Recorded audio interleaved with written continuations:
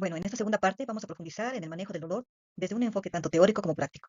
El objetivo de esta clase no es solo que sepan qué medicamentos o técnicas utilizar, sino que comprendan cómo y por qué funcionan y cómo integrarlos en un plan de manejo integral, valga la redundancia, desde la farmacología hasta la intervención psicológica y los cuidados paliativos. No olviden que el manejo del dolor no se limita a prescribir un analgésico, implica una evaluación integral del paciente, donde identificamos el tipo del dolor, su intensidad, el impacto funcional y emocional, y los factores que pueden ser o estar perpetuándolo.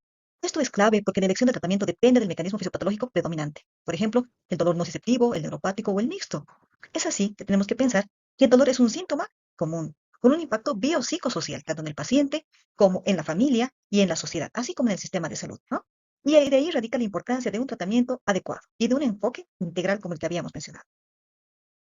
Por lo tanto, la evaluación integral del dolor consistirá en una historia clínica completa, en una exploración física adecuada, una valoración emocional y social del paciente y poner en marcha y efectivizar las escalas y cuestionarios multidimensionales del dolor. Como habíamos dicho en la anterior clase, las escalas que en realidad más se usan son las unidimensionales, ¿no? Aquí tenemos las escalas visual análoga del dolor, donde tenemos varias caritas y le podemos decir al paciente que nos diga con cuál se identifique, ¿no? Podemos usarla en niños o pacientes que tengan ciertas limitaciones para expresarse o para entendernos. Y tenemos aquí la escala numérica del dolor, donde el 0 es la ausencia o sin dolor, el 10 es el máximo dolor posible.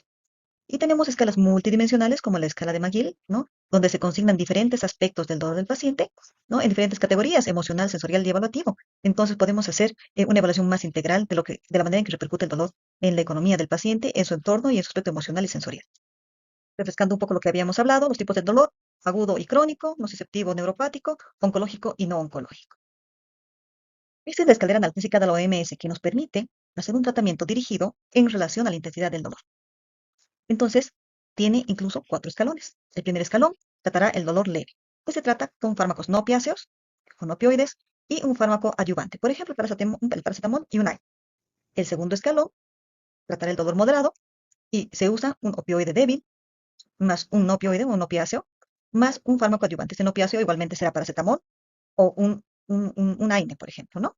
Entre los opiáceos débiles podrá ser codeína o tramadol, es decir, podemos asociar codeína o tramadol más paracetamol más ibuprofeno, por ejemplo, ¿no? Entonces, en este escalón estamos combinando todos estos fármacos más un adyuvante, que ya voy a hablar de los adyuvantes en las siguientes diapositivas. En el tercer escalón trataremos el dolor grave, el opiáceo potente, como la morfina, más no opiáceos, más fármacos adyuvantes. Entonces podré darle morfina, más, qué sé yo, paracetamol, más ibuprofeno, más un adyuvante, ¿no? Que serán fármacos que me ayuden a modular el dolor o fármacos que me ayuden a tratar efectos secundarios de los medicamentos que le estoy dando. Por ejemplo, en el caso de la morfina, si es que causa estreñimiento, entonces daré un fármaco que me ayude a tratar ese estreñimiento, ¿no? Y así en los 3 escalones. Como saben, el paracetamol puede combinarse con otros AINES, aunque también es considerado un AINE, tiene mecanismos de acción diferentes, los cuales vamos a hablar después, pero puede combinarse paracetamol más ibuprofeno, paracetamol más diclofenaco, ¿no? Entonces nos permite tener esa flexibilidad de manejo hasta que logremos alivio del dolor. En el cuarto escalón ya hablamos de neuromodulación, que es un nivel más avanzado del manejo del dolor. Sin embargo, esta escalera no es rígida, es más bien bastante flexible. Entonces podemos hacer una terapia en ascensor. No necesariamente tengo que comenzar por el primer escalón. Si el paciente tiene un dolor severo, pues me paso directo al tercer escalón, ¿no? O al segundo escalón. O puedo modificar entre ellos de acuerdo a la intensidad del dolor del paciente hasta que yo consiga alivio del dolor. Pero yo tengo un algoritmo estructurado de cómo voy a manejar ese dolor, ¿no? Ya sé qué fármacos voy a utilizar y cómo los voy a combinar. Aquí vamos a hacer un pequeño análisis del tratamiento farmacológico, aunque ustedes ya tienen base de la farmacología, ¿no es verdad? Pero vamos a hacer un pequeño repaso. Cuando hablamos de analgésicos no opioides, hablamos fundamentalmente de paracetamol y AINES. Y hablamos obviamente también del metamisol. Y hablamos de forma separada, digamos, de paracetamol y metamisol, porque tienen características particulares entre ellos, ¿no? Sabemos los mecanismos de acción de los AINES, como el ibuprofeno, el diclofenaco, etcétera, que hay que tener cuidado en los pacientes con insuficiencia renal, con alteraciones gástricas, ¿no es verdad? Con sangrados de tipo gastrointestinal. Por lo tanto, habrá que hacer la dosificación correcta para evitar este tipo de efectos secundarios en este tipo de pacientes. En el caso del paracetamol o acetaminofén, sabemos que su acción exacta no está del todo aclarada, pero los estudios apuntan que logra una inhibición central de la ciclooxigenasa, especialmente de su isoforma denominada COX-3, como habíamos dicho antes, que se encuentra en el sistema nervioso central. Esto reduce la síntesis de prostaglandinas a nivel cerebral, lo que disminuye la percepción del dolor y regula la temperatura. Además, tiene un mecanismo serotoninérgico que aumenta la disponibilidad de serotonina en las vías descendentes inhibitorias del dolor. Entonces, también puede actuar a nivel de la modulación del dolor, ¿sí? Y además modula el sistema endocannabinoide. Entonces tiene acciones muy específicas y muy especiales. Por lo tanto, tiene una función analgésica y antipirética más que un efecto antiinflamatorio muy significativo. Y en el caso de la dipirona, pues sí produce una inhibición de la ciclooxigenasa, ¿no? De la COX-1 y de la COX-2 de forma reversible, eso lo sabemos. Además, tiene una acción sobre el sistema opioide endógeno, modula los receptores MU y las vías inhibitorias descendentes. También tiene un efecto sobre el sistema cannabinoide y tiene algo muy especial, que tiene una acción espasmolítica directa, bloquea la entrada de calcio en el músculo liso y aumenta la liberación de óxido nítrico y relaja las vísceras y reduce el dolor cólico. Por eso tiene tanto acción sobre el dolor somático como el dolor visceral. Tiene, por lo tanto, una acción analgésica, antipirética, una acción espasmolítica leve, pero tiene, ¿no? Y antiinflamatoria moderada. Se le atribuye este efecto de la agranulocitosis inducida por metamizol, que la conocemos todos, que realmente es muy poco frecuente y en realidad se ha reportado en poblaciones muy específicas, especialmente del norte y del centro de Europa, ¿ah? Más que en el área de Latinoamérica. Se ha visto que en Latinoamérica en realidad tenemos una protección, factores genéticos y ambientales protectores, porque realmente los reportes son muy bajitos. Se ha visto que aproximadamente son de 0,2 a un casos por millón de usuarios al año. Entonces, pues en Latinoamérica los reportes realmente son muy raros y muy poco frecuentes. En cuanto al tratamiento farmacológico con opioides, pues hablamos de opioides menores y opioides mayores, ¿no? Los opioides menores pueden ser la codeína, el tramadol, y habíamos dicho que hablamos cuando los manejamos en el dolor moderado. Tanto la codeína como el tramadol actúan sobre receptores MU, pero con menor potencia. El tramadol también puede inhibir la recaptación de serotonina y de noradrenalina, y es muy útil en el dolor neuropático leve. Cuando hablamos de opioides mayores, pues hablamos de morfina, de fentanilo, de buprenorfina, ¿no? Que son potentes agonistas MU. Y no olvidemos que la morfina es el estándar en el dolor oncológico y que el fentanilo es útil en el dolor irruptivo por su inicio rápido de acción. En este grupo farmacológico, pues hay que tener mucho cuidado y precauciones con el asunto de la tolerancia, la dependencia, efectos secundarios como el estreñimiento, la depresión respiratoria, y siempre hay que tener un balance entre el riesgo y el beneficio, ¿no? Pero sí son muy útiles en pacientes que realmente lo requieren y hay que hacer por eso un diagnóstico y un manejo muy adecuado de los pacientes que van a usar nuestros opioides. Habíamos hablado de que en el tratamiento farmacológico vamos a usar coadyuvantes. Entre los coadyuvantes están los antidepresivos, como ser la amitriptilina y la duloxetina. ¿Qué es lo que hacen los antidepresivos tricíclicos? Pues inhiben la recaptación de serotonina y de noradrenalina en las vías descendentes inhibitorias. Y la duloxetina particularmente es muy útil en la neuropatía diabética. Los anticonvulsivantes, como la gabapentina y la pregabalina, bloquean los canales de calcio tipo alfa 2 delta, reduciendo la liberación de glutamato y sustancia P, que ya habíamos visto en el capítulo anterior, en la teórica anterior, cuál es la fisiología del dolor, ¿no es verdad? Y ya sabemos entonces por qué son tan útiles.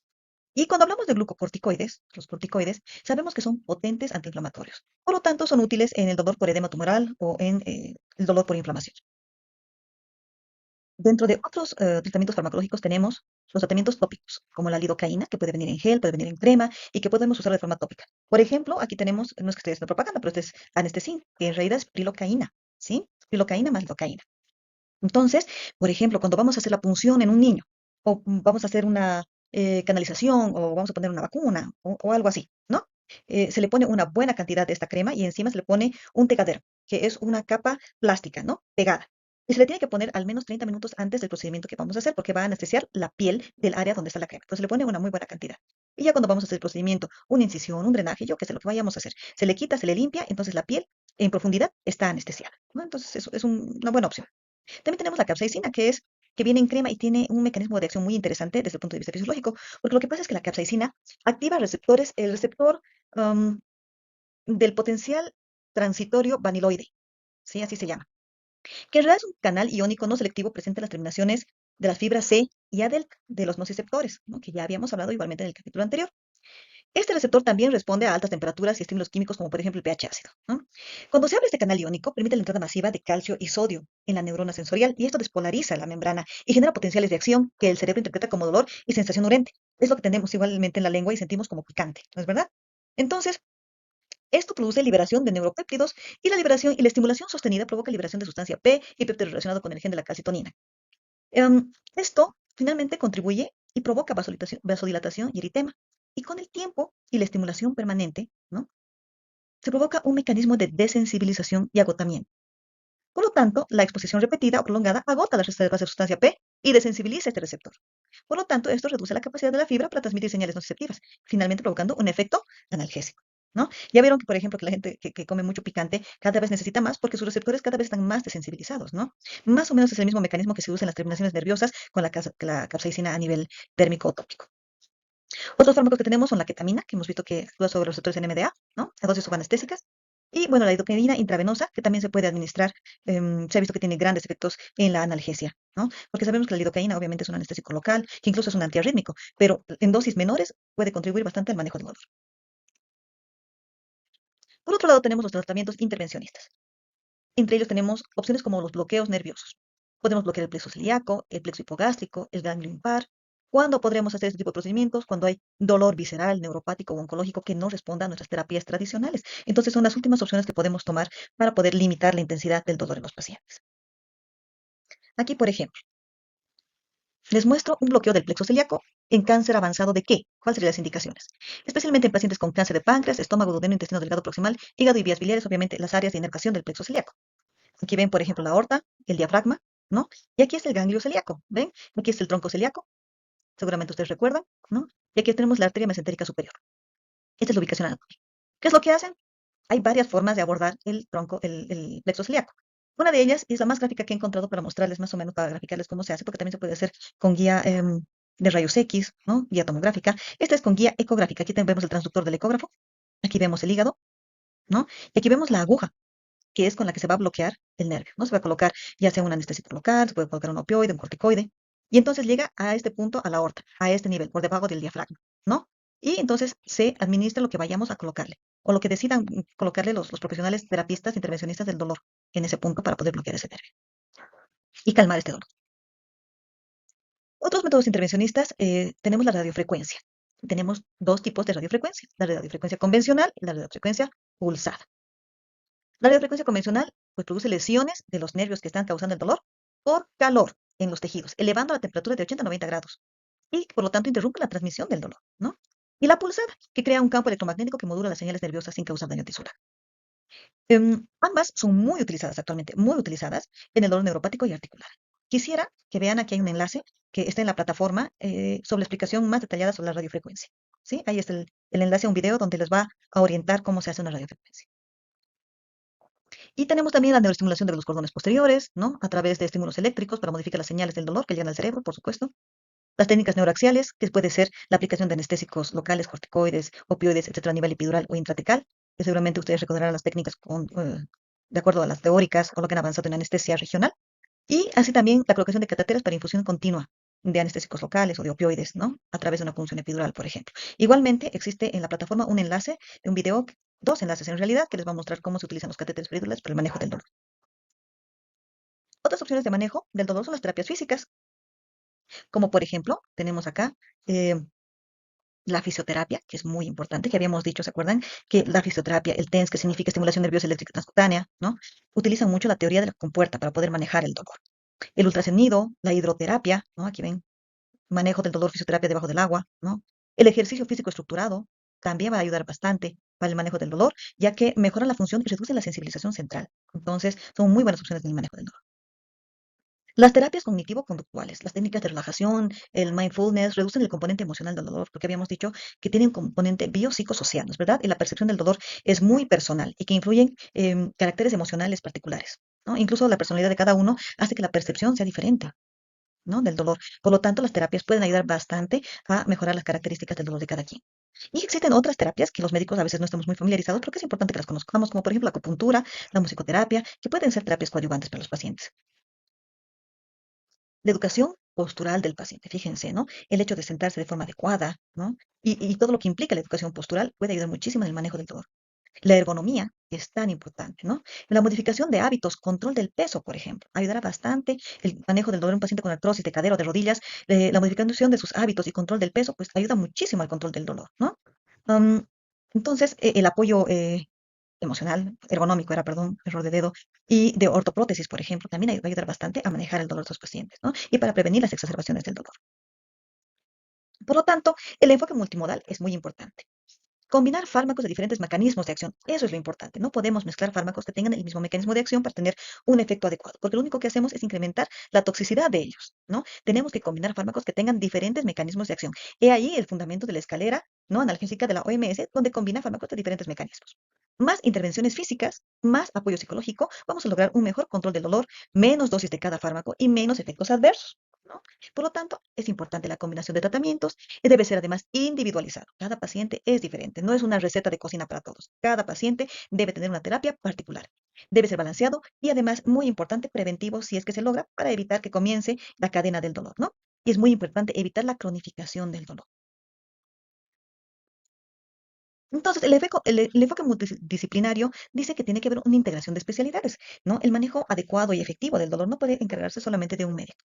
Hay que analizar la visión biopsicosocial del paciente y mejorar la calidad de vida y la funcionalidad, ¿no? Es muy importante pensar que las personas no podemos vivir con dolor, ¿no? Eso no es tener calidad de vida. A veces uno no logra tener dolor cero, pero al menos tener una mejor calidad de vida con el menor dolor posible y al menos ser lo más funcionales e independientes posible. Entonces, un equipo multidisciplinario tendrá, ¿no? O sea, en una situación óptima estamos hablando, ¿no? En un sistema de salud que realmente funcione. Habrá que intervenir anestesiólogos, en realidad terapeutas del dolor, ¿no? Que tenemos muy buenos, por lo menos aquí en el país y en nuestra ciudad tenemos excelentes terapeutas del dolor. Reumatólogos, psiquiatras, psicólogos, fisioterapeutas, enfermeros, trabajo social, nutrición, farmacia, todos ellos deberían trabajar en conjunto para manejar el dolor desde sus diferentes puntos de vista. Son los cuidados paliativos en el primer nivel. Em, Los cuidados paliativos son un aspecto muy importante dentro de la función del médico, en la cual a veces no nos formamos lo suficiente, y me incluyo, porque creo que este es un tema que ni siquiera yo lo he tocado en mi época de pregrado y me parece muy importante que ustedes lo conozcan porque además de conocerlo es parte de realmente de nuestra vocación como médicos, ¿no? Entonces, hablamos de paliativos en pacientes en los que realmente no se puede hacer más esfuerzo terapéutico porque no hay algo más que podamos hacer terapéuticamente por este paciente, pero podemos darle una mejor calidad de vida. Entonces, ¿qué tendríamos que hacer? Una evaluación integral de este paciente, identificar sus necesidades físicas, sus necesidades emocionales, sociales y espirituales del paciente. Nosotros nos enfocamos muchísimo en las características físicas clínicas del paciente, ¿no? Y somos bastante distantes desde el punto de vista emocional y espiritual, con mayor razón. Pero pienso que este es un buen punto para acercarnos a los pacientes y tener una relación médico-paciente mucho más cercana, más consciente, más humana y realmente, como les decía, mostrar nuestra vocación como médicos, ¿no? Por esto hemos estudiado medicina. Ver el control de síntomas, pues analizar la escalera analítica de la OMS, evaluar y tratar otros síntomas como náuseas, vómitos, estreñimiento, insomnio, disnea, por ejemplo, que los pacientes pueden tener, ya sea como efecto primario de la enfermedad o como efectos secundarios del tratamiento que establecimiento, como quimioterapia, otros fármacos que les estamos administrando. Evaluar el apoyo psicosocial y emocional, el acompañamiento emocional al paciente y a su familia, identificar signos de duelo anticipado, ansiedad, depresión y ofrecer intervención psicológica. Esto les digo, obviamente, en una situación de un sistema de salud óptimo, ¿no? Que funciona al 100%, pero la idea es promover, llegar a esto en algún momento. ¿A qué me refiero con signos comunes del duelo anticipado? Pues cuando tienes un familiar, tú mismo te sientes y sabes que está cerca de la muerte o sabes que un familiar está cerca de la muerte. Entonces, hay ciertos signos que se anticipan al fallecimiento y que son signos de duelo anticipado precisamente, ¿no? Por ejemplo, la tristeza profunda, el llanto frecuente, la ansiedad o el miedo ante la pérdida, la ira o el resentimiento hacia la enfermedad, a la situación o incluso hacia vosotros, ¿no? También están la negación o la dificultad para aceptar la realidad. Los sentimientos de culpa o autorreproche también pueden estar presentes, la irritabilidad o cambios bruscos de humor. Y las alteraciones psicológicas, por ejemplo, dificultad para concentrarse o tomar decisiones, sentimientos de desesperanza o vacío, preocupación excesiva por la persona enferma o por la propia muerte, fantasías o pensamientos recurrentes sobre la muerte o el futuro. E incluso puede tener repercusiones físicas como alteraciones del sueño, insomnio, somnolencia excesiva, cambios en el apetito, síntomas somáticos relacionados con el estrés, dolores, fatiga, ¿no? Y esos son aspectos que nosotros podemos identificar y si es posible podríamos ofrecer apoyo psicológico. Otro aspecto importante es la comunicación abierta, ¿no? El paciente tiene derecho a saber el diagnóstico, su pronóstico, qué opciones de tratamiento tiene, y también hay que involucrar a la familia en relación a toda esta información. Hay que respetar sus decisiones. Es muy importante que él conozca lo que se le va a hacer y respetemos las decisiones en cuanto al tratamiento que él decida, si quiere seguirlas o no quiere seguirlas, ¿no? Hay que facilitar sobre las conversaciones sobre el final de la vida, ¿no? Que puede ser que sea la última opción del paciente y la familia también. Hay que promover la participación familiar, por supuesto, porque en realidad el apoyo emocional del paciente es su familia. Debemos educarnos y capacitarnos. Es muy importante que nosotros busquemos opciones de capacitación en cuanto al manejo de cuidados paliativos, en cuanto a cómo dar malas noticias, por ejemplo, que es un aspecto muy importante que creo que es un flaco que tenemos en general los médicos, porque no sabemos cómo dar las malas noticias, no sabemos cómo manejar este aspecto tan importante y tan duro que nos toca muchas veces hablar, tanto con los pacientes como con los familiares, ¿no? Y la coordinación y derivación que les va a tocar a ustedes en los primeros niveles, cuando tengan casos muy complicados y subirlos al segundo nivel. Nuevamente repito, esto es en un sistema que funcione de forma óptima, ¿no? Y es a lo que tenemos que llegar algún día. Sería ideal facilitar el acceso a cuidados paliativos en el domicilio, ¿no? En la comodidad de su hogar, conservando y buscando la dignidad del paciente, ¿no? Porque ustedes saben lo incómodo, lo difícil que es para un paciente terminal acceder a los servicios de salud. Sería ideal que se lo atienda en su casa. A buscar apoyo en el duelo, ¿no? Para el paciente y su familia, especialmente si podemos lograr apoyo psicológico para que tengan orientación y apoyo emocional en los últimos momentos de la vida del paciente. Y darle un enfoque humanizado, respetar las decisiones del paciente, ¿no? A veces, muchas veces, como médicos, tratamos de seguir haciendo procedimientos en pro de nuestro criterio clínico, pero Realmente hay que respetar las decisiones en cuanto a realmente seguir o no seguir con algunos procedimientos. Y sabemos que al final realmente el beneficio va a ser mínimo al paciente, ¿no? Y probablemente él no esté de acuerdo en seguir pasando por más procedimientos invasivos, por ejemplo, ¿no? Garantizar su dignidad, la dignidad en el último momento de tu vida. Es muy, muy importante. Ofrecer apoyo espiritual según sus creencias. Hay terapias intensivas, por ejemplo, que ofrecen que venga un padre, por ejemplo, un padre de la Iglesia Católica a dar su bendición, o un pastor de la iglesia que ellos profesen, ¿no? De la religión que ellos profesen, para que dé su bendición porque eso da tranquilidad al alma, de los familiares, ¿no? De la gente que los rodea. Y si el paciente está consciente, también le da tranquilidad y paz. Y es parte del manejo paliativo y creo que es muy importante y que realmente lo consideramos muy poco, pero siempre hay que estar pensando en necesidades más allá de las físicas de nuestros pacientes. Como conclusiones, el manejo del dolor debe tener un enfoque integral y centrado en el paciente. Em, Debe haber educación, seguimiento y trabajo en equipo del personal de salud. Necesitamos capacitarnos, necesitamos seguir estudiando, necesitamos seguir formándonos. Y hay una gran importancia en el primer nivel en los cuidados paliativos. ¿Ven cuántas cosas en el primer nivel en un sistema de salud óptimo eh, tendría en el manejo paliativo de pacientes con dolor crónico o pacientes terminales? Bueno, es todo. Estoy para servirles cualquier consulta. Estoy a su servicio. Los enlaces se encuentran en la plataforma, el libro de referencia, así como los videos. Muchas gracias.